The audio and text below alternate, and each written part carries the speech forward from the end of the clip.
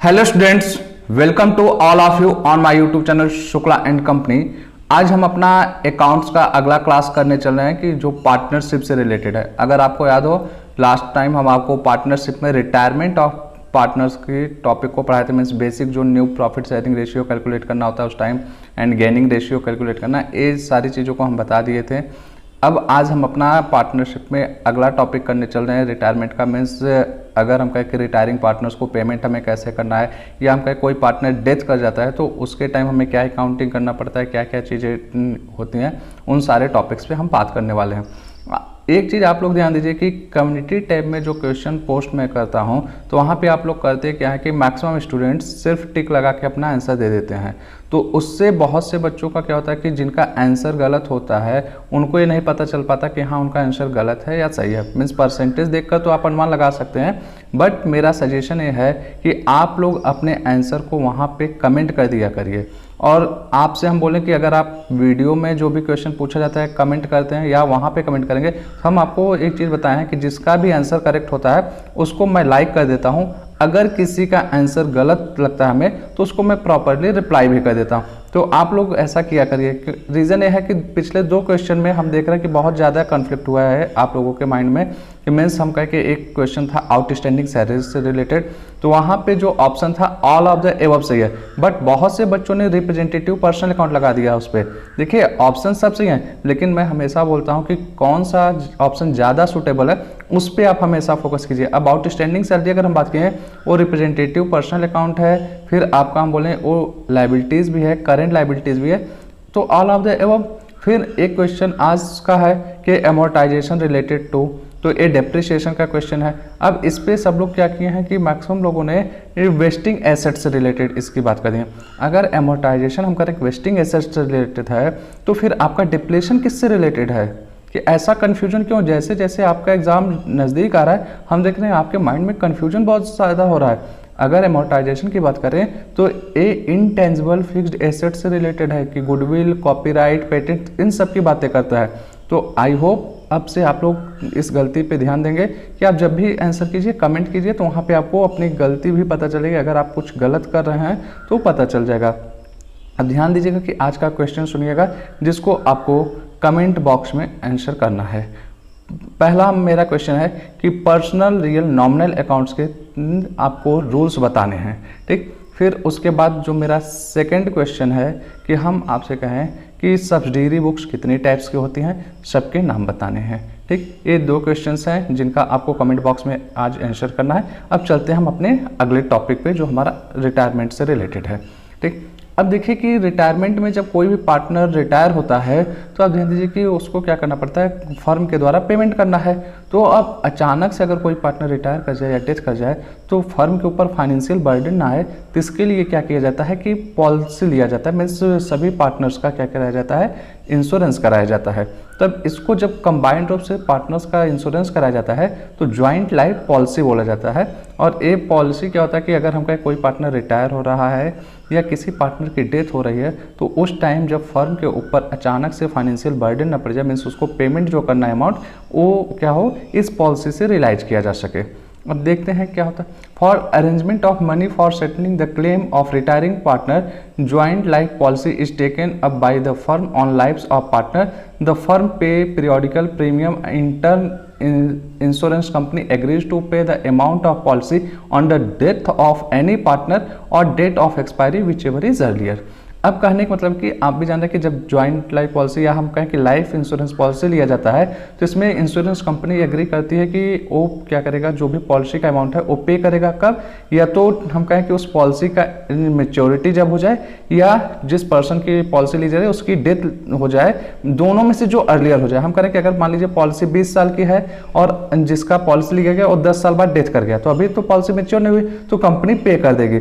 या हम कहें कि जिसकी पॉलिसी ली गई वो 20 साल मेच्योरिटी था लेकिन अभी 20 साल बाद उस इंसान की डेथ नहीं हुई तो पॉलिसी मेच्योर हो चुकी है तो कंपनी उस समय क्या करेगी, पे करेगी 20 साल बाद, भले से आदमी जिंदा है, ठीक है। अब आगे देखिए, it's treatment is depend on that either it is treated as revenue expenditure और कैपिटल एक्सपेंडिचर। अब देखिए कि बहुत सारी जो फर्म्स होती हैं वो क्या करती हैं कि इस इंश्योरेंस पॉलिसी का जो प्रीमियम होता है उसको कुछ फर्म्स क्या करती हैं, रेवेन्यू एक्सपेंडिचर मानती हैं, कुछ क्या करती हैं, कैपिटल एक्सपेंडिचर मानती हैं। तो जैसा भी उनके यहाँ एग्रीमेंट हुआ रहेगा उसके अकॉर्डिंग क्या होता है कि इसको ट्रीटमेंट किया जाता है। अब आपको पता होगा कि जो चीज़ें रेवेन्यू एक्सपेंडिचर मानी जाती हैं उसको हम लोग प्रॉफिट एंड लॉस अकाउंट के डेबिट में दिखाते हैं, लेकिन जो हमारे कैपिटल एक्सपेंडिचर होते हैं उसको हम बैलेंस शीट के एसेट साइड में दिखाते हैं। ठीक, अब देखिए point number 1, when premium paid has been considered as revenue expenditure it is debited in profit and loss account and not shown in balance sheet. ठीक, कहने का मतलब कि अगर आप रेवेन्यू एक्सपेंडिचर मान रहे हैं तो इसको पीएल अकाउंट के डेबिट साइड में दिखाएंगे। Every joint life policy has surrender value accept in the year in which it was obtained. अब इसका मतलब ये समझने की कोशिश कीजिएगा कि जब आप कोई भी पॉलिसी लेते हैं तो जो फर्स्ट ईयर होता है उस ईयर उस पॉलिसी का अमाउंट कुछ भी नहीं होता है, लेकिन हम जैसे ही सेकेंड ईयर थर्ड ईयर की बात करें तो सरेंडर वैल्यू वो वैल्यू होता है, दैट मीन्स अगर उस दिन उस पॉलिसी को अमाउंट हमें लेना हो तो क्या वैल्यू होगी। मान लीजिए हम कहें कि 50 लाख का आप एक पॉलिसी लेते हैं, 3 साल बाद ही हम कहें पार्टनर्स की डेथ हो गई, तो अब या हम कहें कि 3 साल बाद कोई पार्टनर रिटायर करके जा रहा है, आप उस पॉलिसी को हम कहें कि क्या करने वाले, तोड़ने वाले हैं, तो उसका एक सरेंडर वैल्यू बताया जाता है। मीन्स अगर हम कहें 3 साल बाद आप उस पॉलिसी का अमाउंट विड्रॉ करना चाहते हैं तो आपको उस डेट पे कितना अमाउंट कंपनी देगी। ठीक, डेथ कर गया तो मेच्योरिटी पूरा मिल जाएगा जो भी पॉलिसी ली गई है, लेकिन हम कह रहे हैं कि अगर पार्टनर डेथ नहीं कर रहा है, केवल रिटायर कर रहा है, तो ऐसे केस में उसका सरेंडर वैल्यू निकाला जाता है। तो दैट मीन्स कि सरेंडर वैल्यू वो वैल्यू हुई कि अगर कोई पार्टनर बीच में रिटायर कर रहा है तो उस दिन उस पॉलिसी का वैल्यू क्या मिलेगा आपको अगर उस पॉलिसी को आप तोड़ रहे हैं। ठीक, तो अब याद रखिएगा कि ये जो बात आती है ये रिटायरमेंट के टाइम की बात आती है सरेंडर वैल्यू की। अब इसके टाइम क्या एंट्री करते हैं, ध्यान दीजिएगा, joint life policy account debit to all partners capital account old profit sharing ratio. अब देखिए यहाँ पे लिखा है सरेंडर वैल्यू ऑन डेथ, इसको सरेंडर वैल्यू ऑन रिटायरमेंट आप लोग कीजिएगा, एक डेथ की बात नहीं होती है। ठीक, फिर सेकेंड एंट्री अब कहती है when joint life policy not shown in books. Means कहने का मतलब कि अगर इसको हमें अपने जो फिर अगर कोई पार्टनर रिटायर हो रहा है उसके बाद क्या करना है कि शो नहीं करना, बैलेंस शीट में नहीं दिखाना है। ठीक है, तो continuing partners capital account debit to joint life policy, तो मीन्स जो हमारे पार्टनर रिमेनिंग बचते हैं उनको हम क्या करेंगे, इस पॉलिसी के अमाउंट को डिस्ट्रीब्यूट कर देते हैं और ये जो होता है न्यू प्रॉफिट शेयरिंग रेशियो में किया जाता है। फिर next point, when premium paid is considered as capital expenditure तो appears in balance sheet of old firm at surrender value. अब देखिए अगर यहाँ पे हम कहें कि अगर जो ज्वाइंट लाइफ पॉलिसी ली गई है उसके प्रीमियम को हम ये मानकर चल रहे हैं कि कैपिटल एक्सपेंडिचर है, तो कैपिटल एक्सपेंडिचर के केस में क्या होता है कि उस पॉलिसी का जो सरेंडर वैल्यू होता है उसको हम बैलेंस शीट में दिखाते हैं हर साल। अब सरेंडर वैल्यू हमने आपको बता दिया कि वो कैलकुलेशन कैसे होता है, इंश्योरेंस कंपनी आपको बता ही रहती है। जैसे हम माने कि 50 लाख का पॉलिसी लिए, 1 साल बीत गया, सेकेंड ईयर में हम बात करें तो मान लीजिए उस सेकेंड ईयर में अगर उस पॉलिसी का अमाउंट आप लेना चाहें तो आपको मिलता है 1.5 लाख रुपए, तो उस सेकेंड ईयर की जो बोली जाएगी सरेंडर वैल्यू बोली जाएगी और वो आप बैलेंस शीट में दिखाएंगे। फिर थर्ड ईयर हम चले तो थर्ड ईयर आप कुछ प्रीमियम पे किए होंगे तो उसकी वजह से उस पॉलिसी का जो सरेंडर वैल्यू होता है वो भी बढ़ता है। अब हम कहते हैं कि 1.5 लाख से बढ़कर वो 2.5 लाख रुपए हो चुका है, तो आप उसको 2.5 लाख रुपए बैलेंस शीट में दिखाएंगे। ठीक, अब आगे बात आती है payment of amount due to retiring partners. ठीक, अब देखिए कि जो पार्टनर रिटायर हो रहा है तो उसको जो भी उसका शेयर हो रहा होगा, मीन्स हम कहें कि कैपिटल का प्लस गुडविल का बाकी जो भी रिजर्व्स है उस सब कुछ उसको क्या किया जाएगा, पे किया जाएगा। जैसे कि आपको याद हो कि जब न्यू पार्टनर्स आता था तो अपने शेयर का गुडविल फिर बाकी हम कहें कि कैपिटल लेकर आता था, तो उसी तरीके से जब वो जाने लगेगा तो सारा अमाउंट लेकर भी जाएगा। तो अगर हम कहें कि उस पार्टनर को कैश में या चेक में इमीडिएट पेमेंट कर दिया जाता है जिस टाइम वो जा रहा है, तो उसका एंट्री होगा retiring partners capital account debit to cash और बैंक अकाउंट। ठीक, लेकिन अब दूसरा केस आता है कि अगर मान लीजिए उस पार्टनर्स को हम क्या करते हैं कि पेमेंट नहीं करते हैं उस टाइम, तो उसका जो भी अमाउंट होता है उस पार्टनर्स के लोन अकाउंट में ट्रांसफर कर देते हैं और उस लोन पे फर्म क्या करती है, उसको इंटरेस्ट देती है। तो लोन अकाउंट में ट्रांसफर करने की एंट्री क्या होती है, retiring partners capital account debit to retiring partners loan account, और इसे बैलेंस शीट के लायबिलिटीज में एज ए लोन दिखाया जाता है। ठीक, ए हुआ रिटायरमेंट से रिलेटेड आपकी एंट्री। मीन्स अगर कोई पार्टनर जा रहा है तो ए और बी दोनों में से कोई एक ही एंट्री होगी। ये आप याद रखिएगा कि अगर पे किया जा रहा है तो पेमेंट की एंट्री होगी, अदरवाइज लोन में उसके अमाउंट को ट्रांसफर कर दिया जाता है, means retiring partners loan account open कर दिया जाता है। अब चलते हैं हम अपने नेक्स्ट टॉपिक पे। नेक्स्ट हमारा है डेथ ऑफ द पार्टनर। अब डेथ देखिए किसी के हाथ में नहीं होता है, कि ये कहें हम एक कैजुअलिटी है कि जो कभी भी हो सकता है, तो इसका थोड़ा सा ट्रीटमेंट अलग होता है। ठीक, on the death of any partners the amount payable to him is to be paid to his legal representative. अब देखिए कि जब किसी पार्टनर का डेथ हो जाता है तो जो भी उसके शेयर का अमाउंट निकलता है, मीन्स समझा कि उसका जो भी शेयर बनेगा उस पार्टनरशिप फर्म में, तो उसका पेमेंट जो होता है उसके लीगल रिप्रेजेंटेटिव मीन्स उसके उत्तराधिकारी को दिया जाता है, जो उसका नॉमिनी होता है। हम कहें कि अगर उसका बाल बच्चे होंगे वो, या उसकी वाइफ होगी, या वाइफ और बच्चे नहीं है तो उसके अलावा जिसको भी वो अपने तरफ से नॉमिनी अपॉइंट किया होगा कि उस पर्सन को क्या किया जाएगा, उसके सारे शेयर को पे किया जाएगा। अब क्या क्या उसको मिलता है ये देखते हैं। Calculation of total amount due to the representative of deceased partners, means जो पार्टनर डेथ कर रहा है उसके रिप्रेजेंटेटिव को क्या क्या चीजें मिलेंगी। The legal representative of deceased partners are entitled to claim the following amount which are credited to his capital account. Means जो पार्टनर्स की डेथ हो रही है तो उसके अकाउंट में, जो कैपिटल अकाउंट में जो चीजें क्रेडिट हो जाती हैं वो सारों पे क्या होता है कि वो लीगल रिप्रेजेंटेटिव का अधिकार होता है। जैसे हम बात करें the amount standing to the credit of his capital account, means जो उसके कैपिटल अकाउंट का क्रेडिट बैलेंस होगा वो बात कर रहा है। फिर his share of increase in the value of goodwill of the firm, अगर फर्म की गुडविल जो है उसमें जो उसका शेयर बन रहा है, इंटरेस्ट ऑन कैपिटल कि, और एक चीज अगर पार्टनरशिप डीड प्रोवाइड कर रही होगी। फिर his share of profit on revaluation of assets and liabilities, कि हम कहें कि जब संपत्तियों और दायित्वों का पुनर्मूल्यांकन किया जाता है उससे अगर कुछ प्रॉफिट हो रहा है तो प्रॉफिट उसको मिलेगा। His share of undistributed profit है और रिजर्व्स, अगर फर्म में कोई भी रिजर्व्स है या प्रॉफिट है पहले से उसमें उसका जो शेयर बन रहा होगा। फिर his share of life policy, तो जो लाइफ पॉलिसी ली जाती है पार्टनर्स की उसमें जो भी उसका शेयर बन रहा होगा वो। His share of profit up to the death of his up to the date of his death, means जिस दिन वो पार्टनर का डेथ हो रहा है उस डेट तक जो भी उसका फर्म में प्रॉफिट बन रहा होगा कि वो प्रॉफिट भी उसको मिलेगा लीगल रिप्रेजेंटेटिव को। जैसे हम कहें कि मान लीजिए आपका 1 अप्रैल से अकाउंटिंग स्टार्ट होता है और जो डेथ है पार्टनर की, हम कहें कि मान लीजिए 1 अक्टूबर को हो रहा है, तो 1 अक्टूबर तक वो पार्टनर तो रहा है उस फर्म में, तो उस 1 अप्रैल से 1 अक्टूबर तक के क्या होंगे, जो भी उसके प्रॉफिट बन रहा है वो मिलेगा उसको। ठीक, फिर आगे देखिए the following account will be debited to the account of deceased partners for ascertaining the amount due to his legal representative। अब कुछ ऐसी भी चीज़ें होती हैं कि जो उसके हम कहें कि शेयर से डिडक्ट भी की जाएंगी, कि अब वो क्या होती हैं, ड्राइंग मीन्स अगर वो पार्टनर कुछ ड्राइंग किया था वो अमाउंट क्या किया जाएगा, उसके शेयर से माइनस किया जाएगा। इंटरेस्ट ऑन ड्राइंग वो भी माइनस होगा। His share of loss on revaluation of assets and liabilities, अगर हम कहें कि एसेट्स संपत्तियों और दायित्वों के पुनर्मूल्यांकन से कुछ भी लॉस आ रहा है तो लॉस क्या होगा, माइनस किया जाएगा। His share of undistributed loss such as debit balance of profit and loss account, means अगर पुराना कुछ भी पीएल अकाउंट का लॉसेज हैं वो लॉस भी क्या किया जाएगा, उसके शेयर से माइनस किया जाएगा। His share of reduction in value, means अगर हम कहें कि कुछ भी उसके शेयर में रिडक्शन हो रहा है, या हम कहें कि गुडविल वगैरह में कुछ भी ऐसी चीज़ें हैं कि कोई भी ऐसी चीज़ कि जो उसके कहें कि कैपिटल से माइनस करने वाली चीज़ें होंगी वो सब कुछ क्या किए जाएंगे, वो माइनस होंगी उसके शेयर से। फिर जो बैलेंस बचेगा वो डिसीज पार्टनर्स को क्या किया जाता है, पेमेंट किया जाता है। ठीक, मीन्स डिसीज पार्टनर के लीगल रिप्रेजेंटेटिव को। अब आते हैं आगे।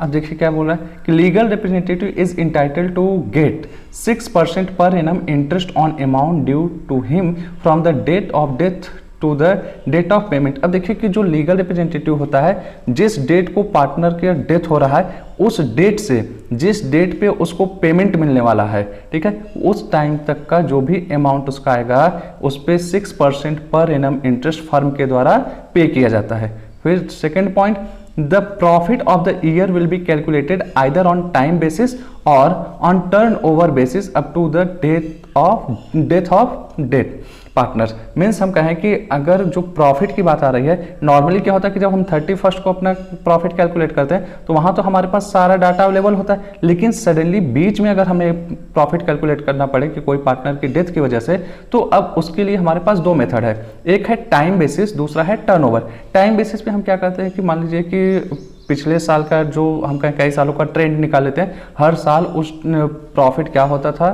फर्म का, उसके बेसिस पे कैलकुलेट कर लें, या टर्नओवर बेसिस हम कहें कि सेल्स पे निकालने की, अगर हम कहें कि सेल्स पे 10% प्रॉफिट होता है तो उस टाइम तक का जो सेल्स हुआ रहेगा उस पर हम क्या करेंगे 10% निकाल देंगे। ठीक, ये दो तरीके होते हैं प्रॉफिट कैलकुलेट करने के। फिर बात आती है ज्वाइंट लाइफ पॉलिसी की। देखिए इंडिविजुअल पॉलिसी मीन्स कई बार क्या होता है कि फर्म में कि कुछ पार्टनर्स का इंडिविजुअली भी पॉलिसी कराया जाता है। अगर ऐसा है तो क्या होगा, only the policy of the deceased partners will be recovered from insurance company and credited to all partners in their profit sharing ratio. तो ऐसे केस में क्या होगा कि जो डिसीज पार्टनर्स का अमाउंट होगा उसको कंपनी से रिसीव किया जाएगा और सभी पार्टनर्स में बांट दिया जाएगा। फिर उसके बाद क्या होता है, अब ध्यान दीजिएगा, at the time of the surrender value of all the partners in their profit sharing ratio, value of other partners life policy will be taken into account for calculating the amount payable to deceased partners। अब यहाँ पे ध्यान दीजिएगा कि जो बाकी के partners के हम कहें कि सरेंडर वैल्यू होगी, उस सरेंडर वैल्यू को क्या किया जाता है, सभी पार्टनर्स में बांट दिया जाता है। ठीक है, पहला क्या कि डिसीज पार्टनर्स का जो भी शेयर मिलेगा उसको सभी पार्टनर्स में बांटा जाएगा। फिर सेकंड कि जो आपका हम कहें कि सरेंडर वैल्यू है कि बाकी पार्टनर्स के सभी पार्टनर्स को मिलाकर उस सरेंडर वैल्यू को सभी पार्टनर्स में डिवाइड कर दिया जाता है। ठीक, फिर अब देखिए when surrender value is not appeared in the books, means हम कहें कि अगर बैलेंस शीट में सरेंडर वैल्यू नहीं दिखाया जा रहा तब क्या करते हैं हम, full amount is debited to profit and loss account and not shown in the asset side of the balance sheet. मीन्स ये तो हम आपको बताएं, मीन्स क्या करेंगे आप, तो उसको रेवेन्यू एक्सपेंडिचर की तरह ट्रीट कर लेते हैं और पूरा का पूरा अमाउंट क्या करते हैं प्रॉफिट एंड लॉस अकाउंट में डेबिट कर देते हैं। अब क्या आता है, for amount received from insurance company on maturity और डेथ ऑफ पार्टनर्स। अगर हम कहें कि कोई पार्टनर डेथ कर रहा है या पॉलिसी का अमाउंट मेच्योर हो जा रहा है तो वो क्या होगा कि कैसे उसकी एंट्री करने वाले हैं। तो पहला होगा ड्यू का insurance company account debit to life insurance account, ठीक है, या लाइफ पॉलिसी अकाउंट। तो अब देखिए कि यहाँ पे ड्यू की हुई, फिर आपको अमाउंट रिसीव होगा तो life policy account debit to all partners capital account, ये ओल्ड प्रॉफिट शेयरिंग रेशियो में होगा। मीन्स जो भी सारे पार्टनर्स जब थे उन सब के बीच में ये पॉलिसी का अमाउंट डिस्ट्रीब्यूट हो जाएगा। फिर for recording the disease partner share in the surrender value of surviving partners policy. Means अब जो सेकेंड चीज था, सेकेंड पॉइंट आपका था कि जो हम कहें कि सभी पार्टनर्स का जो सरेंडर वैल्यू था पॉलिसी का उसको क्या किया जाएगा, डिसीज पार्टनर्स को दिया जाएगा। तो उसके लिए आप क्या एंट्री कर सकते हैं, surviving partners capital account debit, means जो रिमेनिंग पार्टनर्स आपके बच रहे हैं debit to deceased partners capital account. और ये देखिए सर्वाइविंग पार्टनर्स का जो डिस्ट्रीब्यूट किया जाएगा वो गेनिंग रेशियो में होगा। ब्रैकेट में देखिएगा वो गोइंग रेशियो गलत है, वो गेनिंग रेशियो में होगा। मीन्स जो पार्टनर्स गेन कर रहे होंगे उनके अकाउंट को डेबिट कर दिया जाएगा। ठीक, फिर नेक्स्ट आपका point number B, when surrender value are already appear in the books. Means अब यहाँ पे हम बोलें कि अगर सरेंडर वैल्यू जो है पॉलिसी का वो पहले से बैलेंस शीट में दिखाया गया है, मीन्स एसेट साइड में दिखाया जा रहा है, तो यहाँ पे क्या होगा, full amount of premium is not debited to profit and loss account. अब यहाँ पे आप क्या करेंगे, पीएल अकाउंट में डेबिट नहीं करेंगे। And life policy account is maintained with surrender value of the policies and shown in the balance sheet asset side of the balance sheet. अब देखिए कि क्या होता है कि जब हम कहें कि इसको हम एज ए कैपिटल एक्सपेंडिचर मान रहे हैं तो इसको क्या करेंगे कि हम जो भी सरेंडर वैल्यू होगा उसके लिए एक अलग से अकाउंट बनाते हैं लाइफ पॉलिसी का, और उसको क्या करेंगे जो भी अमाउंट हमारा आएगा बैलेंसिंग फिगर बैलेंस शीट के एसेट साइड में दिखा देते हैं। अब हम आपसे अगर यहाँ से बोलें कि जो लाइफ पॉलिसी देख रहे हैं या जॉइंट लाइफ पॉलिसी से, तो यहाँ से आपका बेसिकली जो क्वेश्चन आता है ये आप ध्यान दीजिएगा। सबसे पहली चीज़ आपसे पूछा जाता है सरेंडर वैल्यू क्या होता है।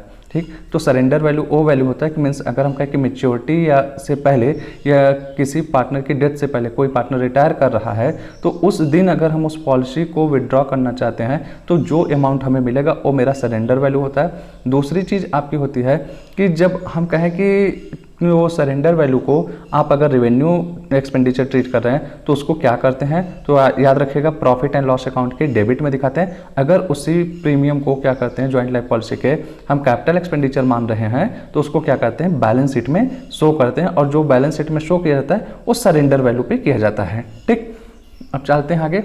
For amount received from insurance company on maturity और डेथ ऑफ पार्टनर, कि अब अगर आप कैपिटल एक्सपेंडिचर की तरह ट्रीट कर रहे हैं तो जब आपका कहें कि मेच्योर हो जाएगा तो insurance company account debit to life policy and life policy account debit to all partners capital account same वैसे ही आपका चलेगा। तो अब यहाँ पे आपका जो होता है, हम कहें कि पार्टनरशिप, रिटायरमेंट और डेथ का टॉपिक खत्म होता है। फिर नेक्स्ट आपका जो टॉपिक आता है dissolution of partnership firm, means साझेदारी फर्म का समापन।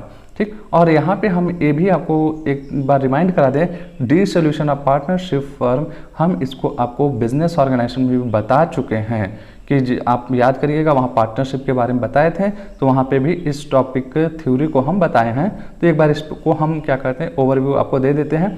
Dissolution of partnership means termination of the partnership agreement, but dissolution of partnership firm means closing down the business permanently। अब देखिए कि दो चीज़ें होती हैं, हमने आपको पहले बताया था कि अगर पार्टनरशिप का डिसोल्यूशन हम बोलें तो जो पार्टनर्स के बीच में एग्रीमेंट हुआ होता है वो एग्रीमेंट चेंज हो जाए तो उसकी वजह से पार्टनरशिप का डिसोल्यूशन होता है। और इसमें बहुत सारी चीज़ थी, जैसे हम बोले change in profit sharing ratio, या हम कहें न्यू एडमिशन ऑफ पार्टनर्स, या रिटायरमेंट, डेथ, ये सारा क्या है, डिसोल्यूशन ऑफ पार्टनरशिप है। लेकिन हम पार्टनरशिप फर्म की अगर बात करें तो ऐसे केस में क्या होता है कि पार्टनरशिप फर्म हमेशा के लिए बंद हो जाती है और डिसोल्यूशन ऑफ पार्टनरशिप फर्म की वजह से डिसोल्यूशन ऑफ पार्टनरशिप हो जाती है।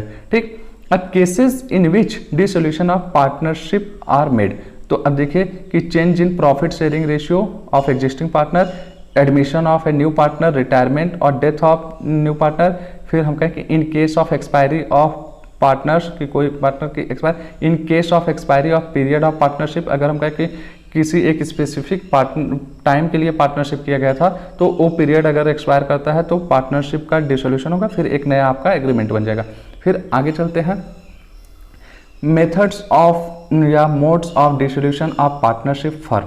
अब देखिए कि यहाँ पे दो चीज़ें होती हैं, एक था कि विदाउट इंटरवेंशन ऑफ कोर्ट, दूसरा है कि बाय ऑर्डर ऑफ कोर्ट। इसके बारे में भी हम आपको बता चुके थे कि मीन्स कहने मतलब कि when all partners agree to dissolve firm, कि अगर सभी पार्टनर्स रेडी हो जाएं। फिर कंपल्सरी डिसोल्यूशन की बात आती है, तो कंपल्सरी डिसोल्यूशन में क्या था, when all but one partners of the firm become insolvent, means is या तो सभी पार्टनर क्या हो जाए, दिवालिया हो जाए, या हम कहें कि सभी को छोड़ के साथ साथ केवल एक पार्टनर बचा रहे, सब दिवालिया हो जाए। जैसे हम कहें कि अगर किसी पार्टनरशिप फर्म में 10 पार्टनर थे, 10 के 10 क्या हो जाए, दिवालिया हो जाए, या हम कहें कि एक बचा रहे और बाकी जितने हैं 9 के 9 पार्टनर वो सब क्या हो जाए, दिवालिया हो जाए। फिर दूसरा क्या है, when business of firm become unlawful, means हम कहें कि अवैधानिक हो जाए, गैर कानूनी हो जाए बिजनेस, तो ऐसे केस में कंपल्सरी डिसोल्यूशन हो जाता है। फिर जो आपका अगला है, on happening of any of the following incidents. अब क्या है कि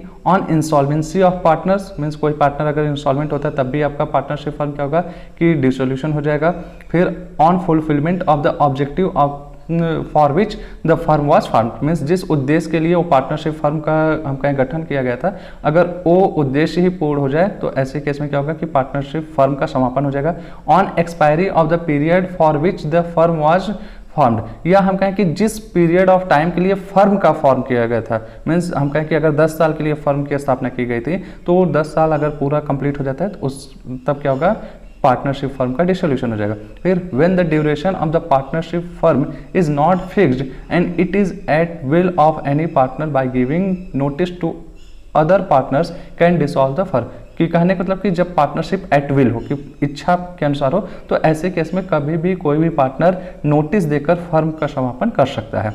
ठीक, फिर आगे आपका बात आता है बाय ऑर्डर ऑफ कोर्ट। ठीक, अब इसमें देखिएगा, when a partner has become unsound mind, means अगर कोई पार्टनर हम कहें कि ये पागल हो जाता है, कि फिर when partners incapable of performing his duties as partners, कि अगर कोई पार्टनर अपनी ड्यूटीज परफॉर्म नहीं कर पा रहा है जैसा कि एक पार्टनर्स को करना चाहिए, उस केस में एनी मिसकंडक्ट विच हार्म्स पार्टनरशिप, कोई ऐसा बिहेवियर उनके द्वारा कि जो पार्टनरशिप को क्या करे कि फर्म को नुकसान करे। फिर ब्रीच ऑफ पार्टनरशिप एग्रीमेंट, जो एग्रीमेंट हुआ था अगर उसको हम कहें कि तोड़ दिया जाए।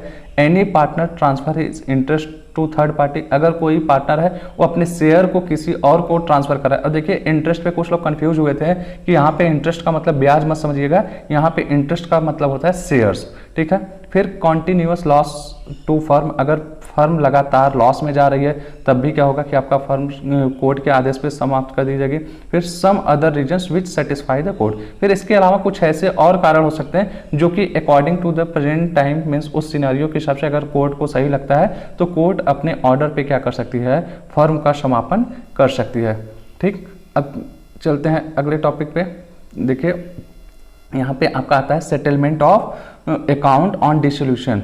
मीन्स अगर हम कहें कि जो हमारे जब फर्म का डिसोल्यूशन किया जाता है मीन्स फर्म समाप्त होती है तो जो भी एसेट्स लाइबिलिटीज़ होती हैं सब कुछ खत्म किया जाता है। मीन्स हम कहें कि लाइबिलिटीज़ का पेमेंट, जो भी एसेट्स हैं हमारा सब बेचा जाता है। ठीक, तो अब यहाँ पे प्रोसेस दिखाते हैं कि किस प्रोसेस में क्या किया जाता है। की बात आती है all losses and deficiencies are paid off out of profit next from capital and if extra requires then it will recovered from partners in profit sharing ratio. अब देखिए कि आपको याद हो पार्टनर्स की बेसिकली जो लायबिलिटीज होती है अनलिमिटेड होती है। अब उसी का यहाँ पे आपको कहें कि एक हिंट दिख रहा है कि पहले क्या होगा कि अगर जो भी लॉसेज हैं उसको आपको प्रॉफिट से पे किया जाएगा, उसके बाद भी कुछ लॉस बचता है तो कैपिटल से पे किया जाएगा। फिर भी अगर हम कहें कि इतने के बाद भी लॉसेज बचे हुए हैं तो उसको क्या किया जाएगा कि सभी पार्टनर्स के द्वारा लाया जाएगा प्रॉफिट शेयरिंग रेशियो में। ठीक, जैसे हम कहें मान लीजिए 50 लाख रुपए का फर्म के ऊपर डेप्ट्स है तो उस 50 लाख में मान लीजिए फर्म के पास 10 लाख रुपए का प्रॉफिट था तो पे कर दिया गया। अब बचा कितना, 40 लाख रुपए। अब हम कहें पार्टनर्स की कैपिटल थी 30 लाख रुपए तो 30 लाख रुपए वो भी पे कर दिया गया। अब बचा कितना, 10 लाख। तो इस 10 लाख रुपए के लिए क्या करना होगा, सभी पार्टनर्स मिलकर अपने घर से पैसा लाएंगे, वो भी प्रॉफिट शेयरिंग रेशियो में। अब हम बात करें कि जब पेमेंट की बात आती है तो कैसे होगा payment. Amount realized from sale of assets of the firm shall be applied in the following manners। Means जो भी हम कहें कि संपत्तियों को बेचने के बाद पैसा मिलेगा तो उसको कैसे हम यूटिलाइज करते हैं। सबसे पहला काम होता है आउटसाइड डेब्ट पेमेंट करने का। मीन्स जो आउटसाइडर हैं, जैसे हम कहें बैंक से लोन लिए थे या किसी और पर्सन से हम लोन लिए थे तो सबसे पहले उनको पेमेंट किया जाएगा। फिर loan and advances by all partners. उसके बाद जब पैसा बचता है तो अगर किसी पार्टनर से कुछ लोन लिया गया था तो क्या किया जाएगा, उसका पेमेंट किया जाएगा।